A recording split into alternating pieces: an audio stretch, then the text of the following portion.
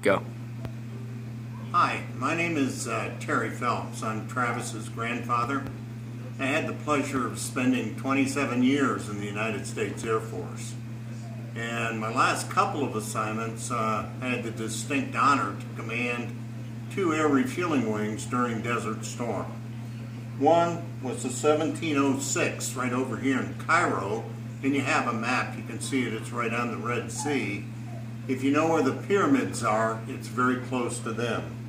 The other one was down here in Riyadh, which is the capital of Saudi Arabia, and I commanded the 1701st Air Refueling Wing there. What I'm going to talk to you about today is how air refueling aided immeasurably in 2 basic primary Air Force missions during Desert Storm.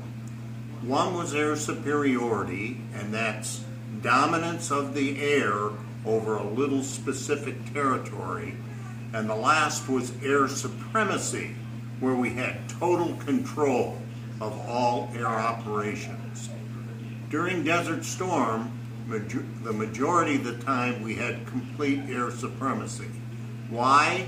We could keep aircraft airborne 24 hours a day, 7 days a week. We did that by the use of air refueling. We would launch tankers, that's air refueling aircraft, that had the capability of carrying up to 36,000 gallons of fuel, of which about 22,000 they could offload safety and still have enough to use in their own aircraft to get there and get back to landing. And we would go up and to fly, and you see a box that you have there. That is called an air refueling anchor. And there is a little area up here in the upper right where that would be the air refueling tanker's orbit. And we would stay in that orbit until an aircraft that had the specific mission of radar control of that area would detect that we would be needed to offload fuel to fighter or bomber type aircraft. That aircraft up here was known as the AWACS, and I'm sure you've seen it in the local area. It's like a Boeing 707, only it's got a big radar scope on top of the airplane.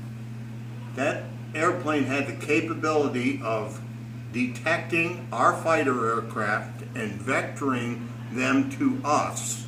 And then we would fly around the big box, and the fighters and the bombers would come up and rendezvous with our airplane. So they would actually join on the tanker's wing.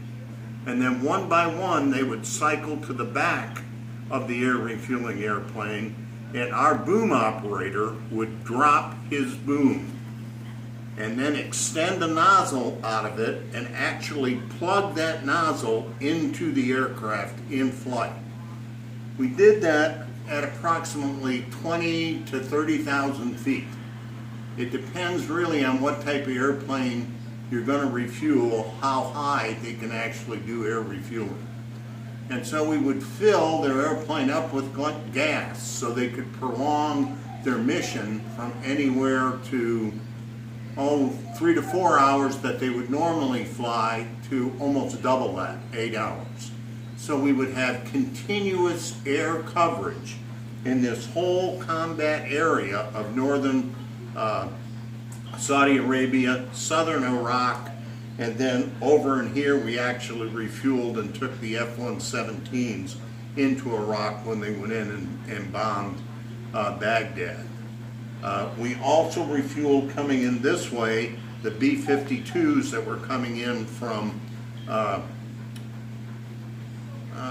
Guam, and also a few of the outer islands in the Pacific where we were launching them from.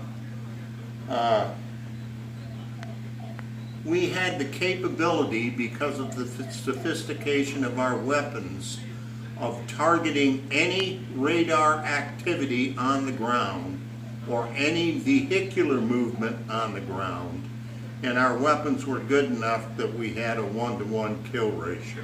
In other words, we saw it and we could kill it. made a big difference for our ground forces.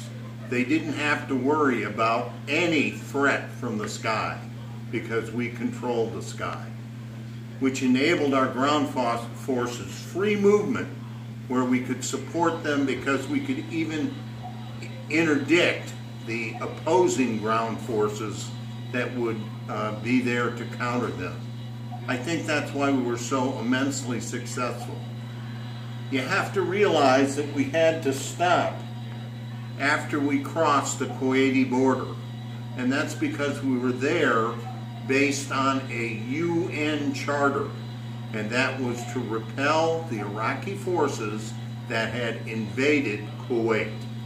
Once that mission was accomplished, the war was basically over with. However, we were so successful, we basically decimated the Iraqi army.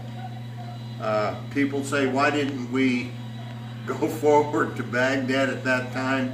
It's very simple. We were there under a UN charter, and we had to do what the United Nations had tasked us to do. We did that. As you all know, we ended up going back about 6 or 7 years later to finish the task. Air refueling today is absolutely crucial to our combined force effort. Without control of the air, you cannot defeat an enemy. Air refueling gives us the capability of maintaining control of the air 24 hours a day, 7 days a week. I love flying. I really enjoyed actually the mission over there. It was hard. I was gone for about 13 months. But overall, we had a mission and we did it well. Missed flying immensely, obviously, but I was very proud to serve during that period of time. Thank you very much.